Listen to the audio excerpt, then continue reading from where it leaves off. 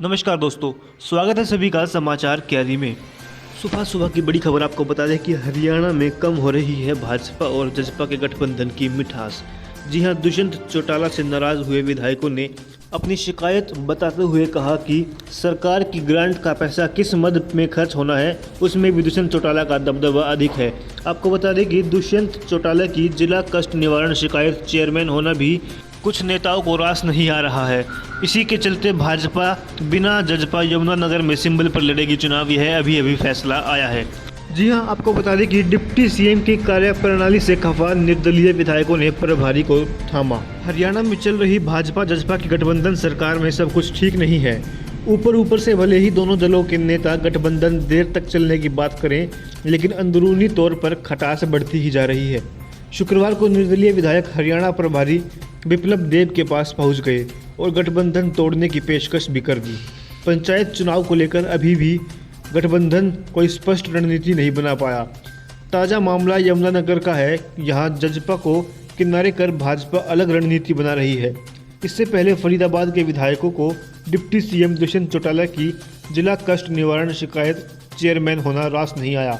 केंद्रीय मंत्री कृष्ण पाल गुर्जर से लेकर स्थानीय भाजपा विधायकों ने सीएम से इस बाबत भी विरोध किया कि फरीदाबाद में दुष्यंत के दबदबे के चलते स्थानीय विधायकों का रुतबा कम होने लगा है। जिला कष्ट निवारण समिति के कारण स्थानीय प्रशासन भी दुष्यंत के इर्द गिर्द घूमता था। लिहाजा मुख्यमंत्री को डिप्टी सीएम को फरीदाबाद जिले से हटाकर रोहतक दिया गया। वर्तमान में ताज़ा शिकायत यह है कि सरकार का ग्रांट का पैसा कहाँ किस मद में खर्च होना है, इसमें भी दुष्यंत चौटाला का ज़्यादा दबदबा है। यह रकम जिला अध्यक्षों के मार्फत प्रशासन खर्च कर रहा है।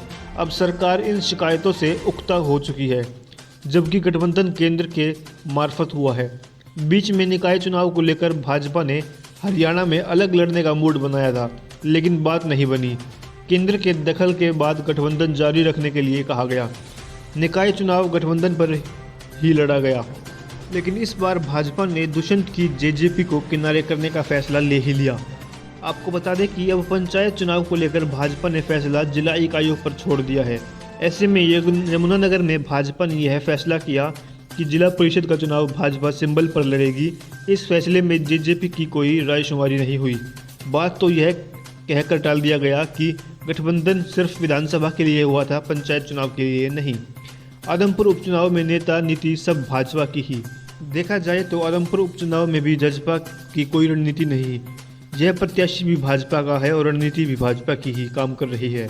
बड़ौदा उपचुनाव को हारने के बाद भी भाजपा नेताओं का यह बयान सामने आया था कि जितना सोचा था गठबंधन का उतना फायदा नहीं हुआ, लेकिन बाद में सहमति बन ही गई।